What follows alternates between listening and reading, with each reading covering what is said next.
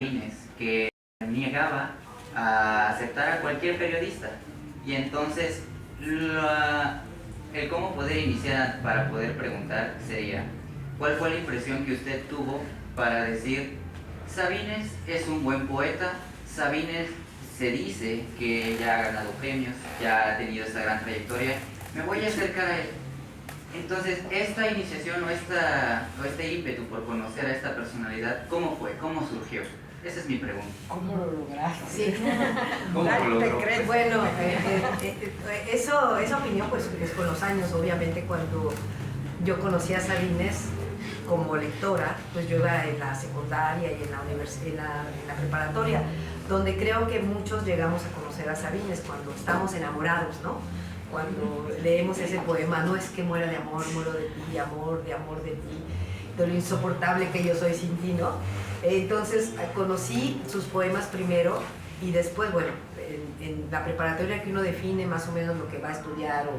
Yo decidí periodismo porque me di cuenta que el periodismo era una profesión muy libre y que uno viajaba y que no estaba en una oficina y que tenías oportunidad de conocer a muchos personajes, ¿no? Y luego me definí por el periodismo cultural porque yo admiro muchísimo a los creadores, admiro muchísimo a los poetas que están aquí, creo que el periodista cultural es un puente entre el creador y el público.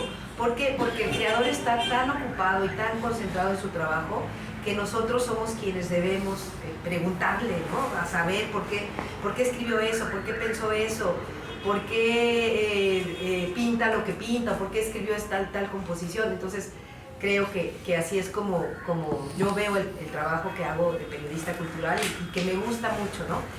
Es cierto, es un trabajo. Cuando yo estudié periodismo era una carrera muy solicitada. Ahorita casi me dicen en la septiembre donde doy clases que ya tienen que llegar a las escuelas y los alumnos dicen: no, esa carrera mata, ¿no? Bueno, es verdad, lamentablemente sí, somos el país con un gran número de muertos, de periodistas asesinados, y bueno, lamentablemente pues cubren fuentes que son muy delicadas. Yo pues no me ha tocado eso, me encantaría, me llama la atención, pero me he dedicado más al periodismo cultural. Cuando vivía en China pues sí hacía todo tipo de periodismo porque era corresponsal y tenía que hacer un periodismo de todo, mucho de periodismo social. Pero bueno, es un país que no es peligroso, mucho menos que aquí, y los periodistas, a pesar de que pues hay problemas porque el gobierno es comunista, digamos, pero es más socialista que nosotros, pues no hay dificultad, ¿no? Entonces, bueno, pues yo lo conocí con la ingenuidad de quien conoce y empieza en la universidad, ¿no? Yo no sabía, o sea, para mí me parecía que estaba en el nombre de los grandes escritores, ¿no? Estaba, pues, dialogaba con José Emilio Pacheco, con Eduardo Lizalde, con Octavio Paz, habían escrito sobre él muchos autores. Y leí un libro muy bonito de Mónica Mansur, que era el poeta en un poema, algo así, donde ella reunía todos los artículos hasta los 80s de críticas sobre Sabines. Entonces ahí pues yo dije: pues es un gran poeta, pero no porque yo pudiera decirlo, porque yo era una estudiante y era una periodista que apenas empezaba, ¿no? No era una crítica literaria, ni creo que lo sea ahora. Creo que tuve la suerte, porque también dicen que periodista sin suerte no es periodista, tuve la suerte de estar cerca de Sabines, ¿no? Tuve el don, conocí hace poco a un escritor que estuvo cerca de Borges, ¿no? Y que Borges le dictaba, y decía: uno de los dones que me dio la vida fue estar cerca de Borges. Y yo creo que uno de los dones que me dio a mí la vida fue estar cerca de Sabines. Yo llegué a él y me acerqué a él porque me encantaba su poesía, porque me volvía loca escuchar sus poemas y reflexionar, y porque lloraba con la muerte del mayor Sabines, y porque me dolía con Tarumba, y porque cuando leía los poemas amorosos decía: wow, qué increíble, cómo puede este hombre hablar así de lo que es el amor, ¿no? Que lo sentimos todos. Y bueno, pues la suerte fue que el poeta en esa década, que ya era muy famoso, pero no le gustaba salir, ni que lo vieran, ni que...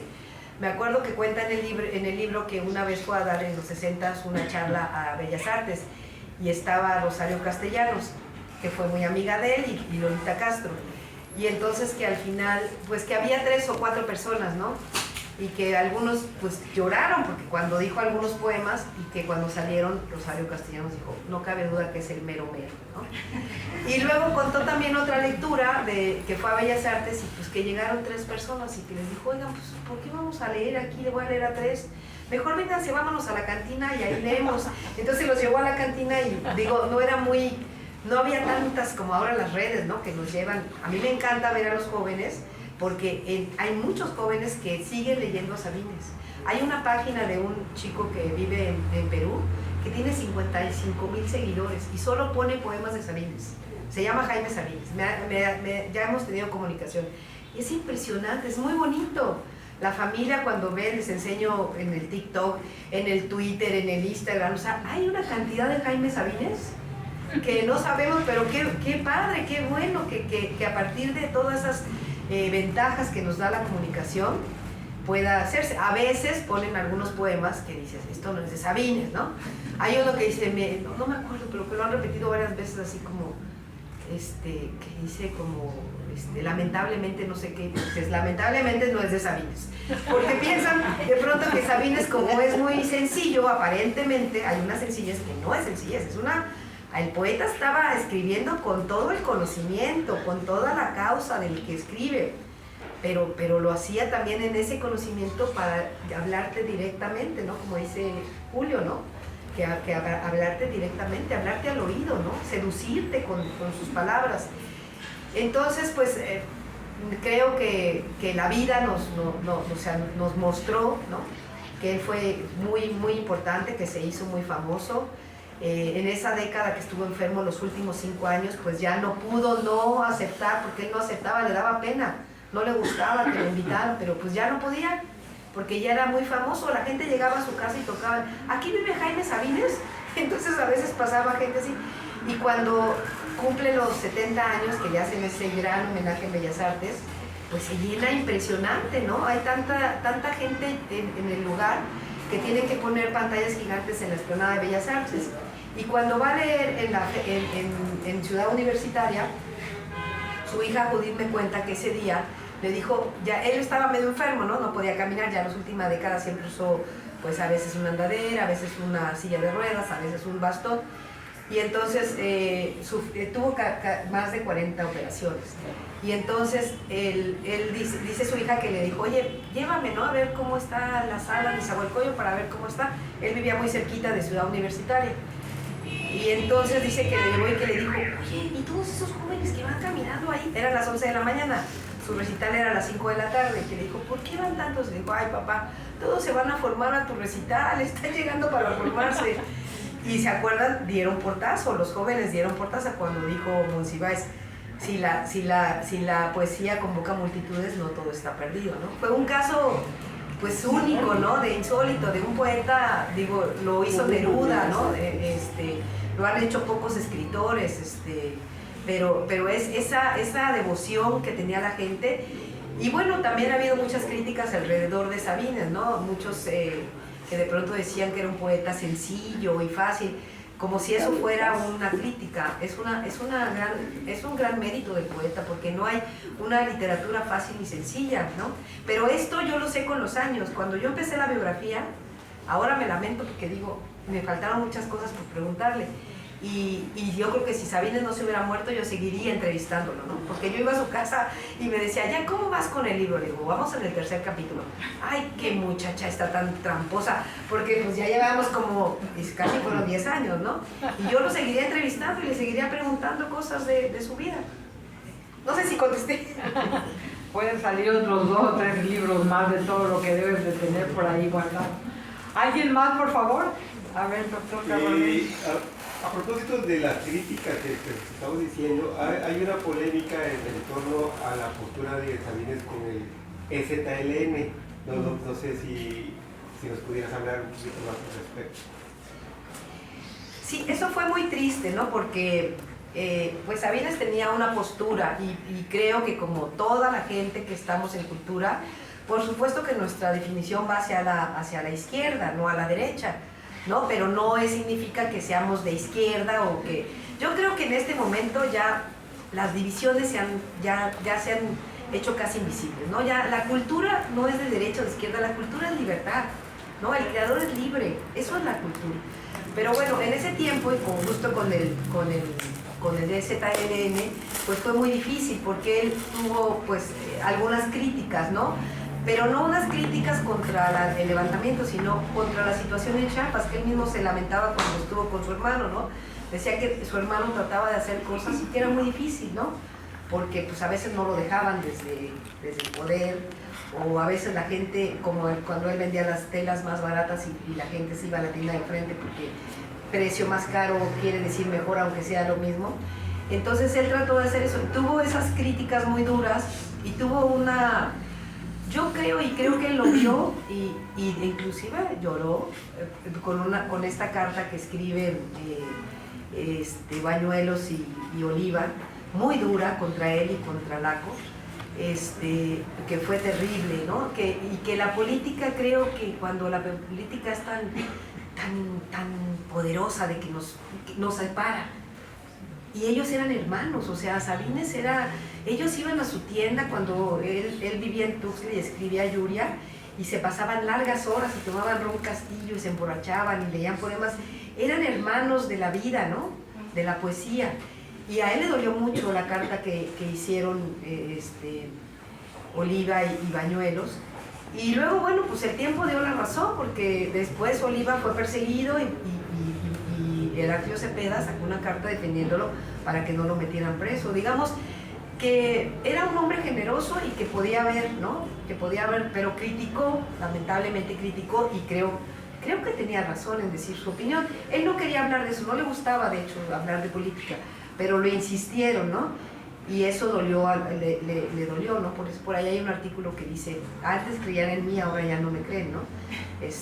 Por haber dicho algo en una sociedad donde todo debe ser políticamente correcto. Bueno, a mí eso no, creo que no coincido con eso. Yo creo que, por ejemplo, cuando él escribe las groserías en Yuria y que le dicen, ay, es que dices muchas groserías, dice, las groserías no son malas palabras, las palabras son libres, se pueden pronunciar. Entonces creo que eso sí le afectó, pero creo que Sabines finalmente no era un hombre de política. O sea, estuvo ahí, estuvo en la Cámara de Diputados, pero pues por casualidad de la vida, porque la vida lo llevaba. Él decía, la Biblia dice, haz lo que tengas que hacer, ¿no? Que es muy... Te fijas en esa sencilla frase, haz lo que tengas que hacer, y decía, qué cabrona la vida, porque hay que hacer lo que tienes que hacer. Y él pues en un momento se le presenta esa oportunidad y entra, ¿no? Pero ahí le gritan en la cámara, Sabines, los amorosos son del PSUM, ¿no? No existía el PRD ni nada. O sea, Sabines coincidía con todos, yo ahí lo conocí en la cámara y todos lo querían, ¿no? O sea, iba más allá de la política, y creo que encasillarlo... Él no estaba de acuerdo, definitivamente, de hacer poesía política, porque él decía que toda la poesía ya era social, decía él. La poesía en el fondo es social, decía Sabines, y que no era necesario meter a la política dentro del... Sí, miren ahora... perdón. Sí, buenas tardes. Julio Ortega, del Grupo A Radio, del programa Contacto. Un placer, doctora. Gracias. Y un honor poder estar con usted. Son dos en una, fusionar dos preguntas en una, aprovechando la oportunidad de poder estar con usted. En la construcción de la figura del maestro Sabines, a través de su biografía, ¿qué descubrimiento o matiz sobre su vida y obra, obviamente, le pareció a usted más reveladora y que quizás el público aún no percibimos en ese sentido? Y lo segundo, si usted pudiera preguntarle al maestro Sabines algo que hubiese quedado sin respuesta en su poesía o en su vida, ¿qué sería? Ay, pues a veces me quedan muchas preguntas. Por ejemplo, nunca le pregunté por Borges, ¿no? Me hubiera gustado saber qué pensaba de Borges. Por muchos escritores, a lo mejor que... ¿Y de Octavio Paz le preguntó? De Octavio Paz, sí, de Octavio Paz. Ahorita si quieren, aquí traigo el PDF del libro, donde está lo de Octavio Paz, y que además fue muy, muy crítico. Creo que preguntarle más sobre algunos autores, me hubiera gustado saber más. Yo le pregunté sobre muchos que yo conocí en ese tiempo, que había visto, que había referencias él, pero creo que preguntarle sobre algunos autores Y en la parte al momento de ir construyendo su biografía, como tuvo usted esa oportunidad, ¿qué le pareció a usted más revelador de todo lo que él comentaba? Que quizás, repito, el resto de los que admiramos a nuestros Sabines todavía no terminamos de percibir, pero a usted, de todo lo que pudo platicar, ¿qué fue lo que le cimbró? ¿Qué fue lo que le pareció más revelador de todo el tiempo que estuvo con él? Mira, yo creo que una de las cosas más bellas de la poesía de Sabines es que es una poesía de la vida, de amor a la vida, de pasión por la vida, por vivir, por conocer, por aprender, por mirar, por contemplar, por escuchar. Creo que hay una parte en el libro donde dice que llegó una chica, que llegaban muchos a su casa a visitarlo ya en los últimos años, él ya no podía salir, y que le dijo: ay, a mí me encanta su poesía porque es tan terrible, porque habla de la muerte, porque yo me he querido suicidar. Y que le dijo: oye, pues tú estás loca si piensas que mi poesía es eso, ¿no? Mi poesía es sobre la vida. Dice: ¿yo por qué crees que me he sometido a tantas operaciones? Porque quiero vivir, porque quiero seguir viviendo. Y decía: mi poesía se describe en 3 palabras: vive, vive, vive. O sea, creo que eso, la alegría de la... En la poesía de Sabines hay dolor, ¿no? Pero al final siempre hay una cosa que te saca de la vida, ¿no? Como Los Amorosos, ¿no? Digo, él decía que no era el mejor poema, pero es el más famoso, pero dice al final: los amorosos se van llorando, llorando la hermosa vida, ¿no? O sea, lloras, te destrozas, te destruyes, terminas, te hacen añicos una relación, pero te vas llorando y otra vez aparece la hermosa vida, ¿no? Creo que eso es también muy lindo de Sabines. Bien, les voy a leer, aquí hay un poema que le escribe, porque cuenta 2 poemas, uno que le dice a Rosario Castellanos. Bueno, ¿se acuerdan cuando murió, no? Que le dice: Chayito, tonta, retonta, ¿no? Es aquel cuando ella se muere. Pero cuando era estudiaba en la universidad, pues, eso lo voy a decir muy discretamente, pero ambas estaban enamoradas de Sabines, pero bueno, Sabines era guapísimo, ¿no? Dicen que era súper guapo, ¿no? Y Ibargüengoitia tiene ahí un cuento donde escribe que va subiendo porque se quiere conquistar a una chica y dice: y ahí estaba el tal, le pone otro nombre, pero le dice Sabines, con su porte de estatua de poeta. Y me la quitó, ¿no? Porque pues era muy guapo, o sea, entonces yo sé por que... eso no se casó Lolita con él. Es lo que decía Lolita casi. Sí. Entonces Era tan guapo que no se casaba con él. Ajá, pues bueno, medio fueron novios, ¿eh? No, es que fue su novia. Y yo le pregunté a Lolita: Lolita, ¿y por qué no se casó usted con Hank? No, hija, era muy guapo, me dijo. O sea que por guapo no. Dice: el poema me gustó que llorara, se lo hice a Rosario Castellanos. Qué blandos ojos sobre tu falda. No sé, pero tenías todas las partes largas. Mujeres negras aguas, quise decirte hermana para incestar contigo, rosas y lágrimas. Es un fragmentito, ¿no? Y luego hay uno que le hace a Lolita Castro, porque sí, ya después Lolita un día me confesó riéndose, dijo: no, pues sí, fuimos novios, pero no lo encuentro, también lo puse por ahí, a ver si lo veo por aquí. Está en el libro. Está en, sí, pero es que no me acuerdo cómo es No lo encuentro, pero bueno, en el libro viene ahí el poema que le hizo también, que le dedicó a Lolita Castro, ¿no? ¿Y dónde se puede conseguir para que trajeron ejemplares? Bueno, el libro pues está publicado por Coneculta, que a lo mejor podemos hacer otra revisión, pero ahorita los derechos están con Busquets y bueno, pues ahí lo pueden. El libro también ahora está en Audible de Amazon, ya lo pueden conseguir como audiolibro, y en Tusquets puedes pedirlo, pero hacen muy mala distribución de las obras. Sí, es verdad. Ajá. Pues los que traje, pero ya se los... Ya estoy esperando, ya. Sí. Yo nada más quería recordar un poco un texto de José Emilio Pacheco que cuando lo leí me asombró, en el sentido de que uno no tiene todavía conciencia del enorme significado de la obra de Sabines.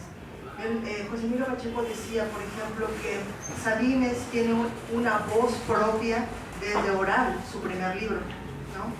Y que a juicio de Pacheco, Sabines era el único poeta que se permitía ser tierno, donde en su obra uno puede sentir la ternura, y era un poeta, se permitía ser amoroso, ¿no?